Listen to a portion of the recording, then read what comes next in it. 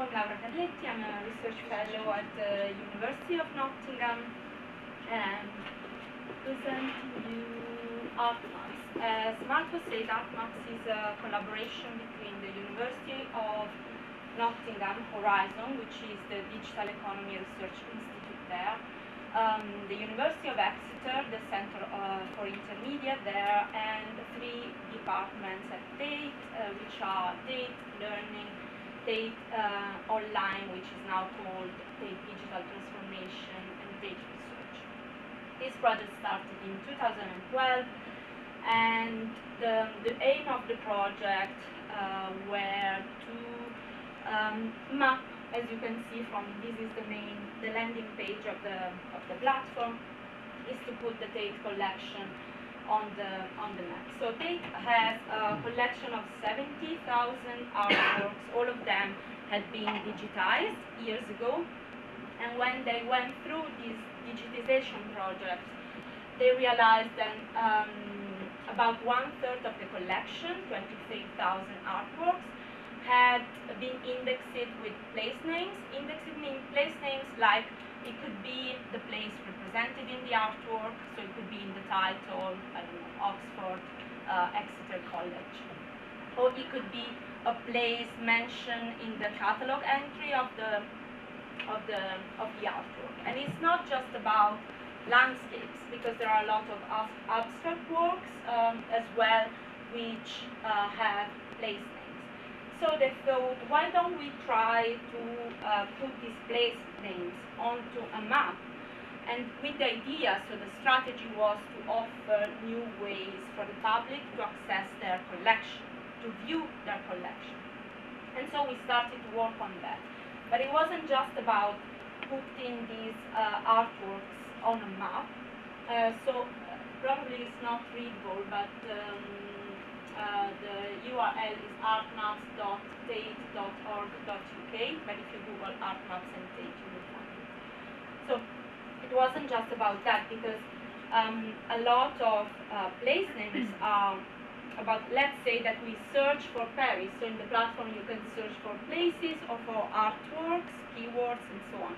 Let's say that we search for Paris. We will find that in Paris there are 200 artworks.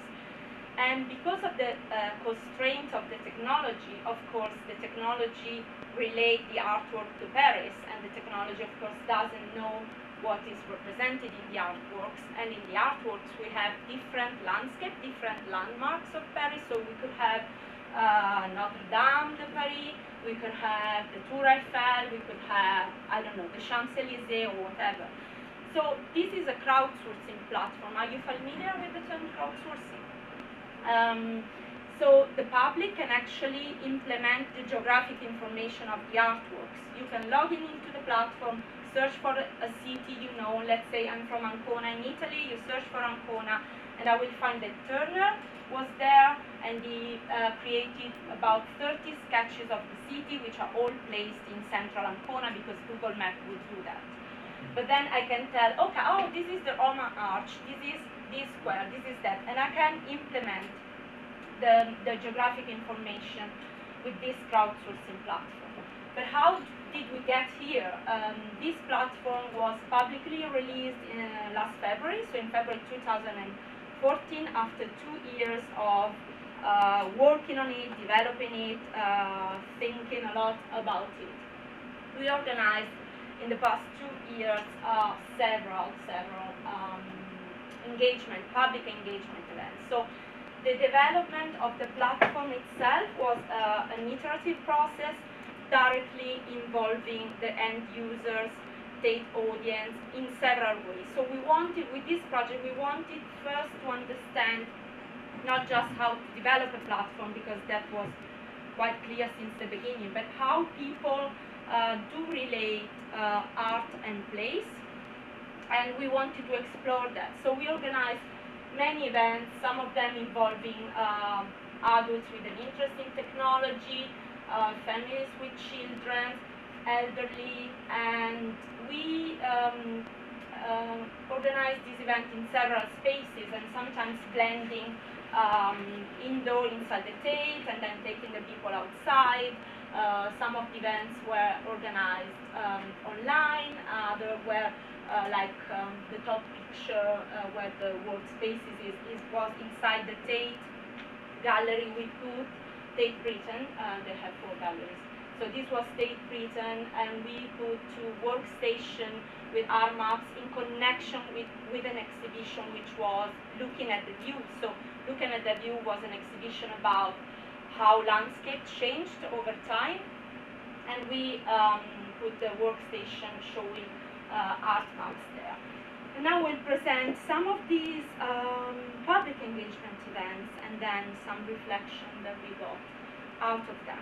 These were the first ones in 2012, and they happened in April and October with 2 different targets. The first one was targeted at individuals with an interest in technology, and they were kind of task-based, so they were invited to see an artwork, an installation at the Tate Britain at the time by Patrick Keller called Robinson Institute.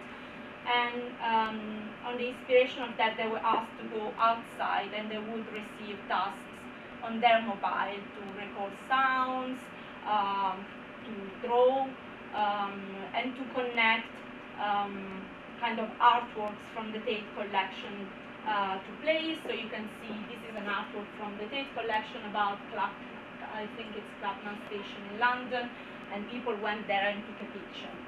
At that point in time, it was early stage of the project. We didn't have the platform ready, so we used third parties tools. Like in this case, we used Posteros, which now doesn't exist anymore, but it was a blogging platform.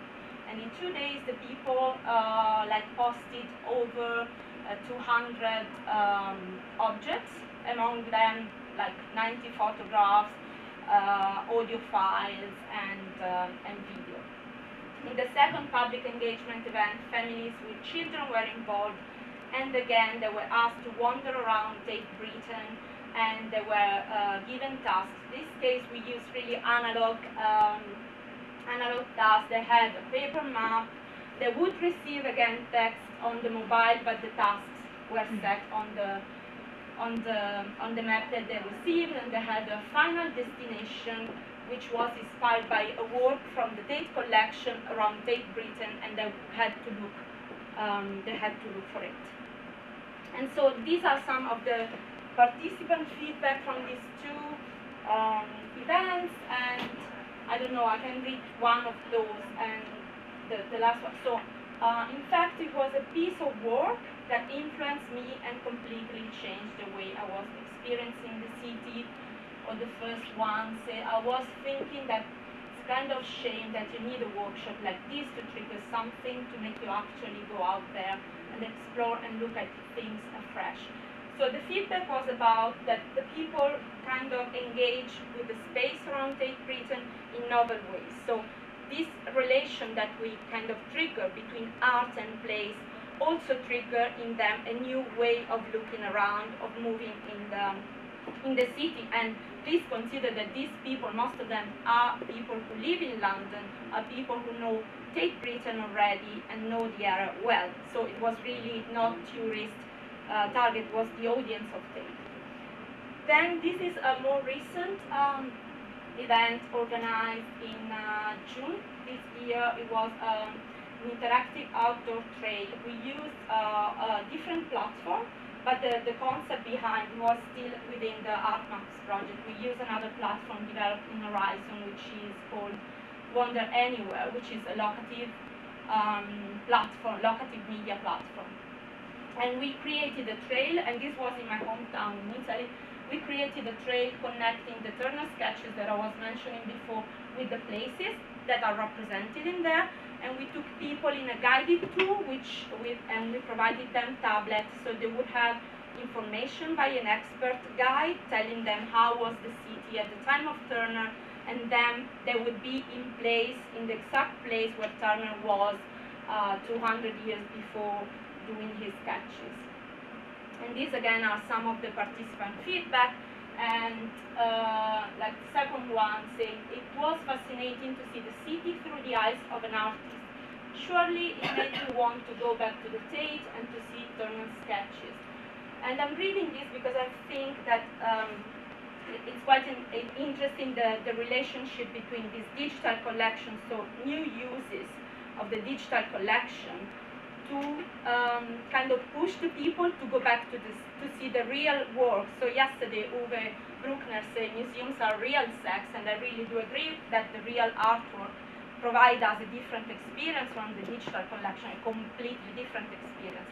But we can still exploit the digital collection to, on one side, also to present a collection to people who would never be able to go to the Tate in London because they live in Australia, because they live in Italy, they are not going to travel to London.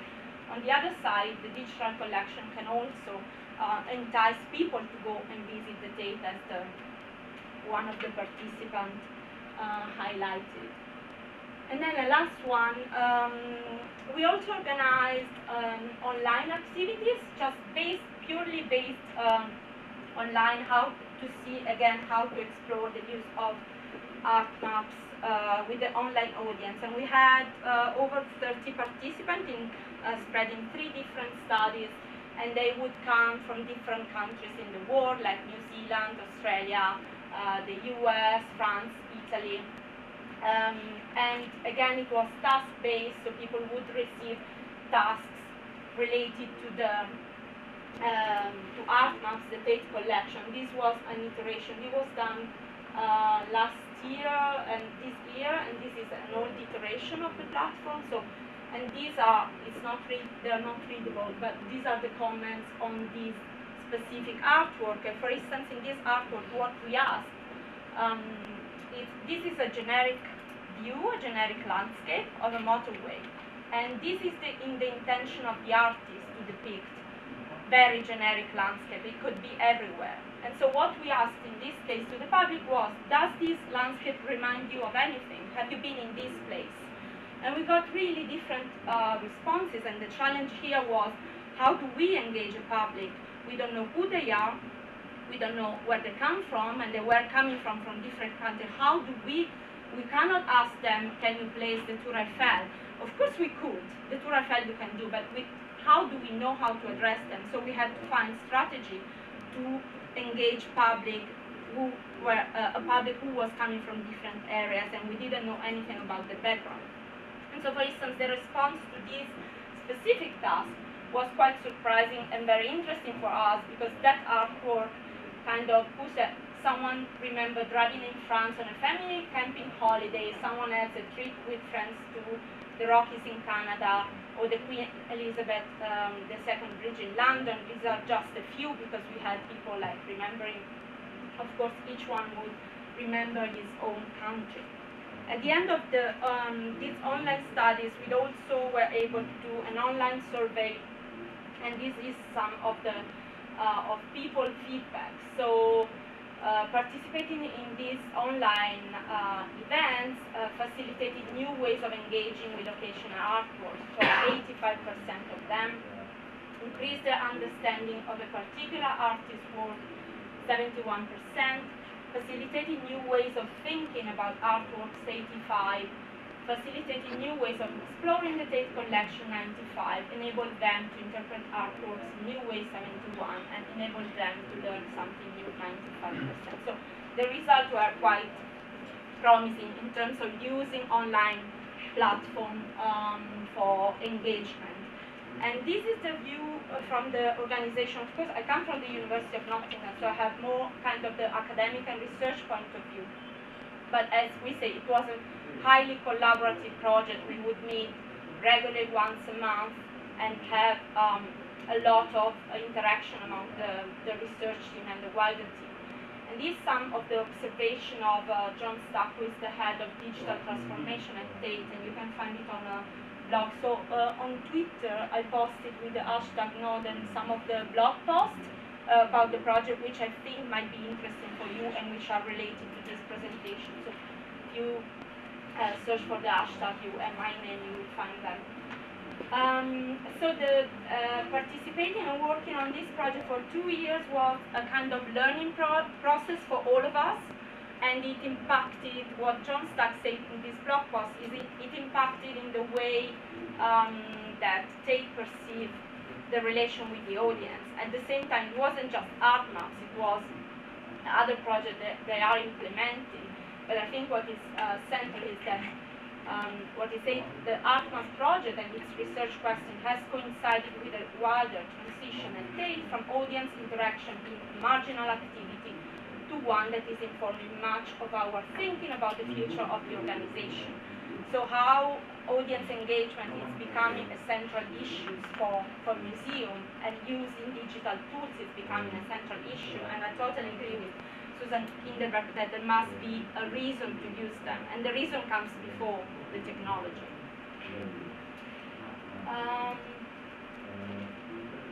So some reflection. How much time do I have left? Oh, great. So some reflection. So we organized those public events. I showed you, I presented a selection of them, 3 of them, but we organized much more. So on one side, the museum view, the Tate view is about questioning in the future. So the issues raised by the Art Maps project were the kind of comparison between scaffolded versus unscaffolded experiences. So we observed that framing the experience would provide richer feedback, richer comments. And when I say richer, it's about the comments not being, oh, that's interesting, no, having richer feedback, richer comments, and critical thinking by the public. The other issue raised was the use of third-party platform, because at the beginning, the first year, as I said, for the first public engagement event, we used Posterous because the platform wasn't ready at that point. But Posterous was closed down 1 year later, and we had to save all the contents, and because there are lots of computer scientists around me, they could do that, but otherwise, how do you deal, how a museum, in terms of digital strategy, how do you choose where to host your content, where to interact with the public? Because on one side, of course, developing a new platform is quite expensive. On the other side, there are issues about using third-party platforms in terms of saying, okay, what my content and my interaction with the public depend on someone else. And another issue is the preservation of the audience-generated content as an emerging new relationship with the public, to ask them feedback and to have a rich interaction and exchange with the public. How is this content going to be preserved? How is it's new content, it's new gigabytes that the museums have to deal with. And then from more the design point of view, or these kind of experiences, what we learn is that the audience has a fundamental role in the design process. So if a museum wants to implement new technologies, want to go for digital solutions, the best way is to involve the audience since the planning project. This is, I come from research, and I'm a social scientist, but human-computer interaction community mostly, and it's a whole school of participatory design and so on.